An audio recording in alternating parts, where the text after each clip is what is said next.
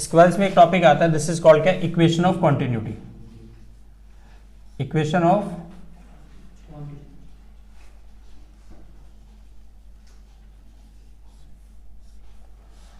तो देखिए equation of continuity हमें क्या बताता है। इक्वेशन ऑफ कॉन्टिन्यूटी ये बताता है कि हमारे पास एक सपोज टू बी एक पाइप है और वो पाइप कुछ ऐसा है, suppose to be different cross sectional area का एक पाइप है।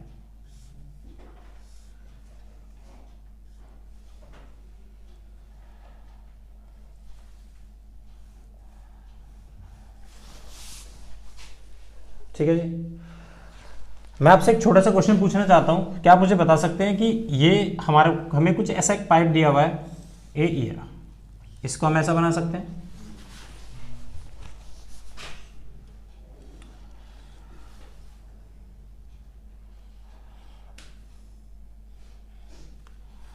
ये पॉइंट ए है, बी है, सी है और डी है। अगर हम यहां से लिक्विड फ्लो करते हैं इसमें से, तो ये लिक्विड यहां से निकलता है और इस एंड से पास हो जाता है। मेरा आप सब में से सबसे एक छोटा सा क्वेश्चन ये था, आप बता सकते हो कि इन सब में से ये जो लिक्विड है, ये लिक्विड पर सेकंड में बी से ज़्यादा पास होगा, सी से ज़्यादा पास होगा, डी से ज़्यादा पास होगा या ए से ज़्यादा पास होगा, ए से। It appear like this. लेकिन अगर आप ये कहते हो कि ए से यहाँ से फ्लूइड अगर ज़्यादा पास होगा तो वो फ्लूइड जाएगा कहाँ पे, बी पे। बी पे तो कोई स्टोरेज है नहीं है रुकने का, तो लिक्विड जाएगा कहाँ, आंसर कहीं जाएगा, इसी से पास हो जाएगा। कितना, जितना था, जितना यहाँ से फ्लो करेगा उतना यहाँ से फ्लो करेगा। यहाँ से कितना पास होगा, उतना ही फ्लो करेगा जितना आपने दिया, क्योंकि यहाँ पे कोई स्टोरेज तो है नहीं। और जब स्टोरेज है नहीं तो जितने सेकंड में लिक्विड यहाँ से पास करके जा रहा है लिक्विड, उतना पर सेकंड में लिक्विड यहाँ से भी पास करके जाए।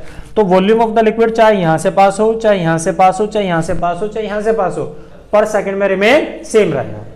अब हमें समझना ऐसा कैसे हो सकता है, जबकि ये तो साइज बहुत छोटा सा है और ये साइज कैसा है, बहुत बड़ा है। तो लेकिन हम तब भी ऑब्जर्व करते हैं, साइज चाहे कितना बड़ा हो यहाँ पे हो, चाहे साइज कितना भी छोटा हो, इस पूरे पाइप के अंदर थ्रू आउट द पाइप अगर हम किसी भी क्रॉस सेक्शन की बात करें तो जितना लिक्विड का वॉल्यूम पर सेकंड में यहाँ से पास होगा उतना ही यहाँ से होगा, उतना यहाँ से होगा और इतना ही यहाँ से होगा। ये कहना किसका था, इक्वेशन ऑफ कॉन्टिन्यूटी का।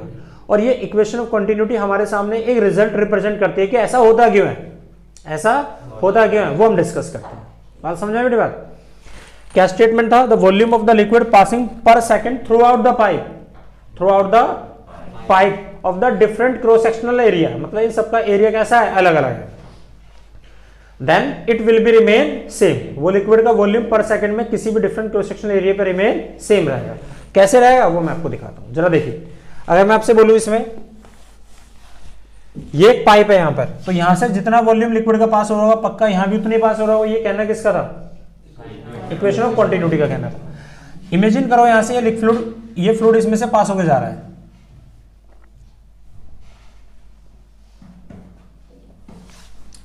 अगर ये फ्लूइड यहां से पास होकर गया और ये यहां तक पहुंच गया, सपोज टू बी ये पॉइंट कितना था ए और ये कहां पहुंच गया, बी तक। तो ये जब लिक्विड यहां से आप पहुंचा होगा तो कितना वॉल्यूम उसने, कितना डिस्प्लेसमेंट ट्रेवल करा होगा, एल।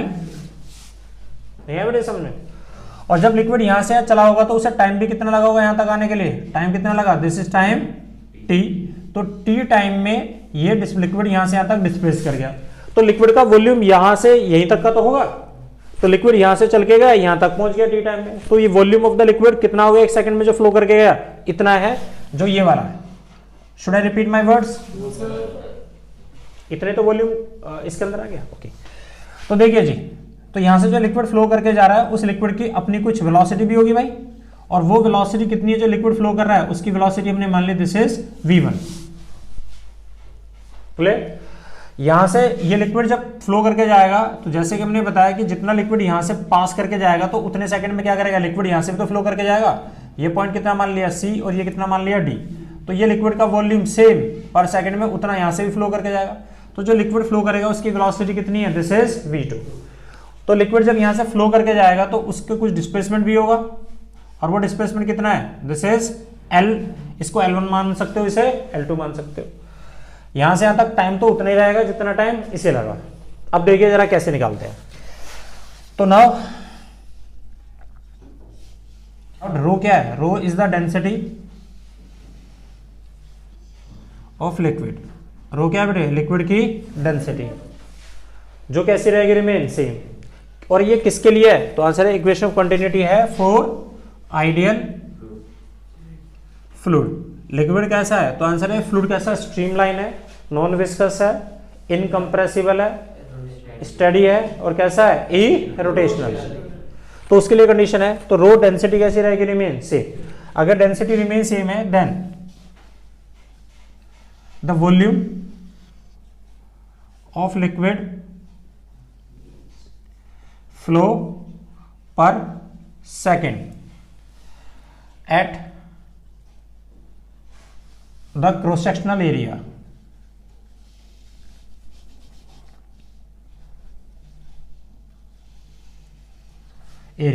और इसका जो एरिया है वो हमने एरिया कितना मान लिया, this is suppose to be A1। तो वो कितना होगा बेटे जी यहां से, तो volume of liquid passing per second, तो ये तो होगा volume of liquid passing per second, this is V upon में T। इसकी वैल्यू अगर मैं निकालूं यहां से, तो ये कितनी आ गई भाई, वॉल्यूम ऑफ लिक्विड पर सेकंड, तो वो कितना आ गया, तो वॉल्यूम एरिया, वॉल्यूम कितना होता है, एरिया, अरे एरिया ये तो था एरिया, इनटू में लेंथ, वॉल्यूम ये तो फ्लो कर गया यहां से तक का, अपॉन में टाइम। और डिस्प्लेसमेंट अपॉन में टाइम मुझे क्या देता है, डिस्प्लेसमेंट पर यूनिट टाइम मुझे क्या देता है, वेलोसिटी। तो कितना आ गया, A1, और यहां से जो लिक्विड की वेलोसिटी कितनी है, V1। This is the equation number first. Now the volume of liquid passing per second at the end of कितना, इसका एरिया कितना है, A2, end of cross sectional area A2, और ये किससे पास हो रहा था, A1 से। तो ये volume of liquid passing per second किसके इक्वल होगा, तो वॉल्यूम अपॉन में टाइम, ये तो होगा।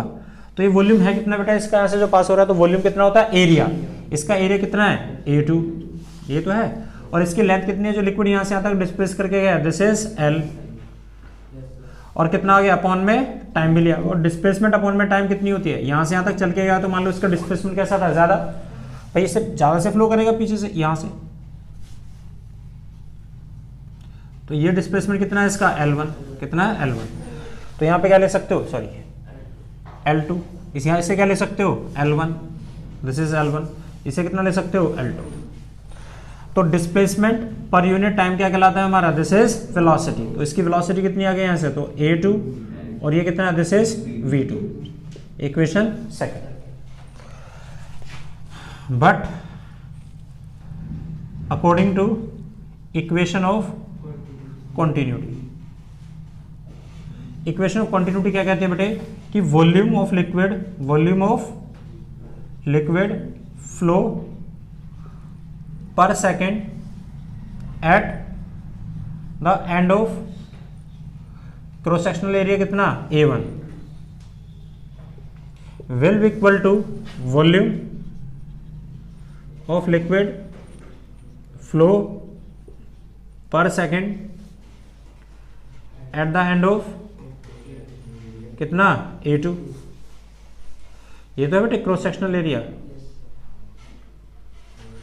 तो फ्रॉम पुट कर दो इनकी value from equation first and second, तो put from equation first and second, तो इन दोनों से अगर मैं वैल्यू पुट करूं तो रखना यहाँ पर कितना आ गया, A1 V1 is equal to A2 V2। इसी तरह से यहाँ पर एक पाइप ना होके मैं यहाँ से और पाइप इसके साथ कनेक्ट कर दूंगा, ऐसे देखना जरा एक बार, इस तरह से अगर मैं ऐसे पाइप कनेक्ट कर दूं तो यहाँ से भी तो लिक्विड फ्लो करेगा, यहाँ से भी तो फ्लो करेगा, यहाँ से भी तो फ्लो करेगा। इसका मतलब ये हुआ A1 V1 ये दोनों कैसे हैं, बराबर है। इसको हम ऐसे भी तो ले सकते हैं, A1 V1 इसकी वैल्यू कैसी है, रिमेन कांस्टेंट है। और कांस्टेंट का मतलब ये होता है, मैं इसको कैन आई राइट इट, ये भी लिख सकता हूं मैं AV, ये जो कांस्टेंट है किसके इक्वल है, तो आंसर है A1 V1 is equal to A2 V2 is equal to A3 V3, ऐसे सोन चलता चल जाएगा। तो यहाँ पे इस पाइप के साथ मैं और भी अगर एजेस ऐसे कनेक्ट कर दूं तो जितना volume of liquid passing per second इस एंड से होगा उतना यहाँ से भी होगा और उतना ही यहाँ से भी होगा, और वो इस रिलेशन को फॉलो करता है। अब इसका रिलेशन का यूटिलाइज देखिए, अगर A और V इन दोनों की वैल्यू कांस्टेंट है, कैसी है, कांस्टेंट। अगर ये वैल्यू कांस्टेंट है, मैं आपसे एक छोटा सा एग्जांपल बोलता हूँ, इसकी वैल्यू कितनी है, 100 है, कितनी है 100। तो अगर मैं A की वैल्यू यहाँ से 100 लेता हूँ तो V की वैल्यू कितनी होगी 1, अगर बात समझ में, अगर मैं इसकी वैल्यू कितनी कर देता हूँ 50 कर देता हूँ तो इसकी वैल्यू कितनी होगी 2, इसकी वैल्यू अगर मैं 5 कर देता हूँ तो इसकी वैल्यू कितनी होगी 20। तो हो क्या रहा है, तो आंसर हो ये रहा है कि अगर मैं एक की वैल्यू को कम करूंगा तो दूसरे की वैल्यू बढ़ रही है। तो इसका मतलब एरिया से वेलोसिटी का कैसा रिलेशन है, तो आंसर है area is inversely proportional to velocity. ये इसका रिजल्ट था किसका, इक्वेशन ऑफ कंटिन्यूटी। तो इक्वेशन ऑफ कंटिन्यूटी का ये कहना था कि अभी हमने देखा कि एक ऐसा हमें पाइप भी दिया है, या यही पाइप दिया है, यहां से हमें देखने में नजर आता है कि यहां से जो लिक्विड पास होकर जाएगा इस वाले पाइप से, इस एफ से, वो लिक्विड कैसा होगा, तो आंसर है वो ज्यादा वॉल्यूम वाला होगा। तो ऐसा नहीं होता भाई, क्यों, क्योंकि इसका एरिया ज्यादा है तो ये लिक्विड कैसा फ्लो होता है, बड़ा स्लो फ्लो करता है, बहुत आराम से चल के जाएगा यहाँ से। लेकिन जो लिक्विड यहाँ से इस वाले एंड से होकर गुजरेगा वो कैसा होगा, फास्ट होगा। क्यों, क्योंकि जितने सेकंड में इसे इसके अंदर एंटर करना है उतने सेकंड में लिक्विड को यहां से पास भी तो करना है। तो पास करने के लिए क्या करना पड़ेगा, उसे वेलोसिटी इंक्रीज करनी पड़ेगी। तो वो बड़ी तेजी के साथ लिक्विड यहां से फ्लो करना शुरू करता है, इसलिए उसे वेलोसिटी अपनी इंक्रीज करनी पड़ेगी।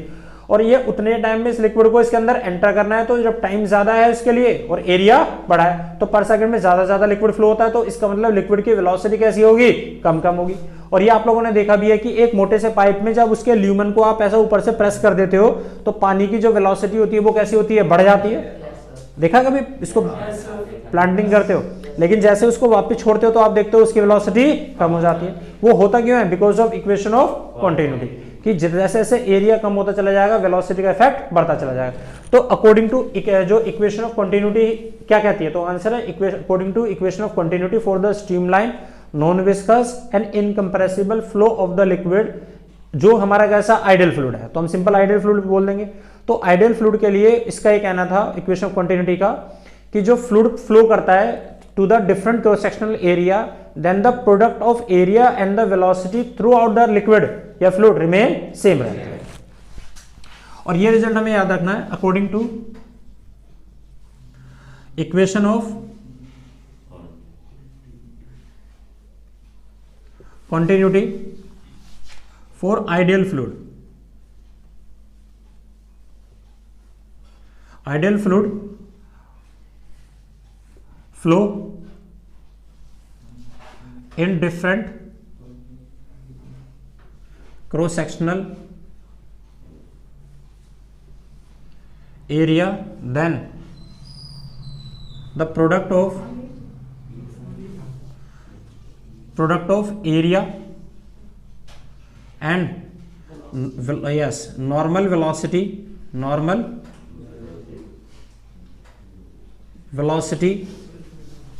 will remain same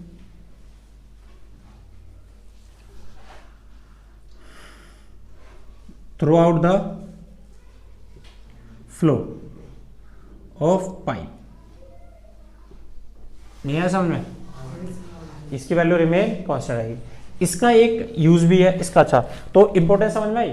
इसने क्या बताया हमें, जो इक्वेशन ऑफ कंटिन्यूटी की इंपॉर्टेंस होती है, इसने बताया कि एरिया अगर जहां ज्यादा होगा वहां वेलोसिटी का फ्लो कैसा होगा, कम होगा, और जहां एरिया कम है वहां वेलोसिटी ज्यादा होगी। तो ज्यादा वेलोसिटी होना कम वेलोसिटी होना ये डिसाइड नहीं करता कि लिक्विड का एक सेकंड में वॉल्यूम यहां ज्यादा फ्लो कर रहा है या वहां। लिक्विड तो पर सेकंड में बराबर ही फ्लो करेगा, क्योंकि यहां से यहां तक फ्लो करने के लिए बीच में कोई स्टोरेज तो नहीं, रुक जाएगा, रुकेगा नहीं तो कंटिन्यू फ्लो करेगा। तो फ्लो करने के लिए क्या करेगा, अगर वॉल्यूम कम है तो स्पीड बढ़ा लेगा, वॉल्यूम ज्यादा होगा तो स्पीड कम कर लेगा।